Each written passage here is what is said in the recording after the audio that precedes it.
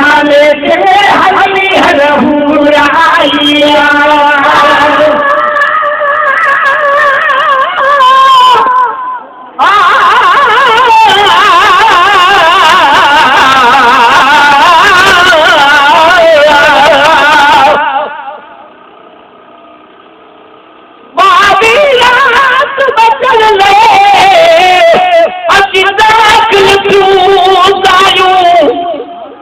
हलीमा हुकदार सा गद है काजू मायू री हलीमा ऊ हरई काज से आयू काज सेठ बिनेट हथींदो जो उनसे परे पायू लालच से आयू चवन महेश्वर भाव के आए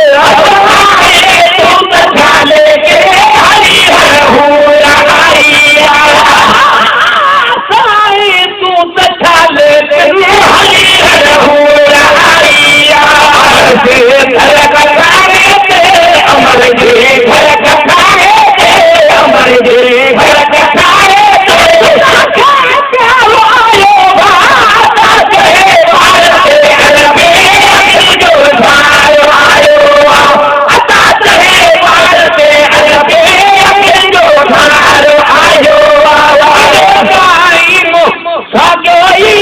बड़ी पंजरी सदी में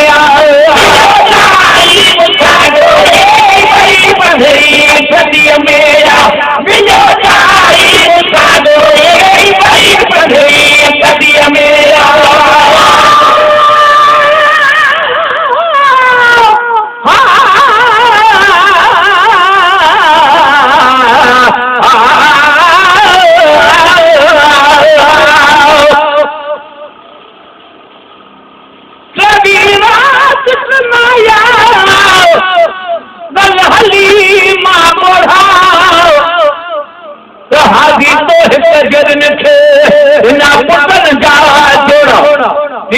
मोहम्मद ने मुझे नरे पूरा है बोरा रजा तेरा दिया रकत सहाय घोड़ा गुलाम नबी तोहा पर नूर नसीनो जान जाओ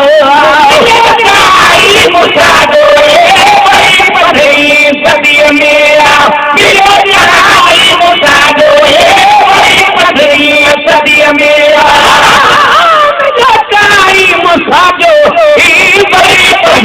सदी मेरा ये महसूस तो करो ये महसूस तो दे जरो ये महसूस तो दे जरो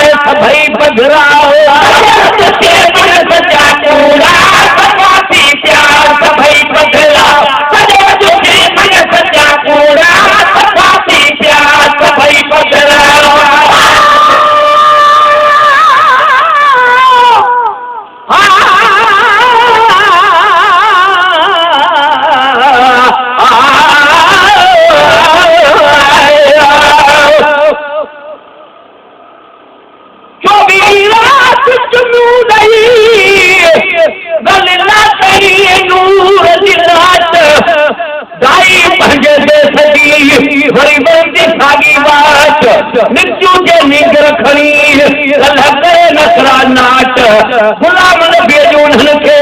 वञी पासे वञे दवात उठी सारी जासरात वयो हरई दयो हैरान थी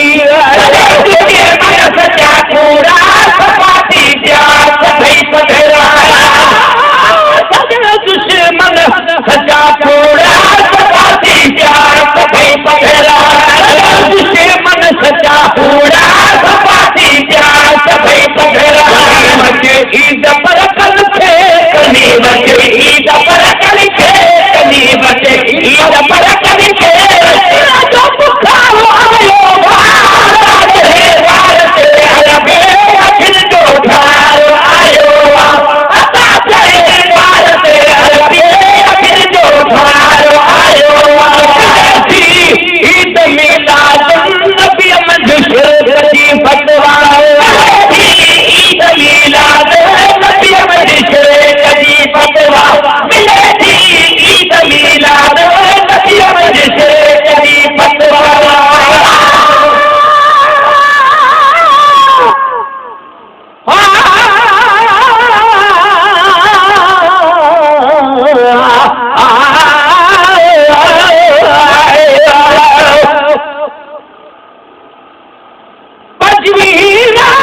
पुढल खरी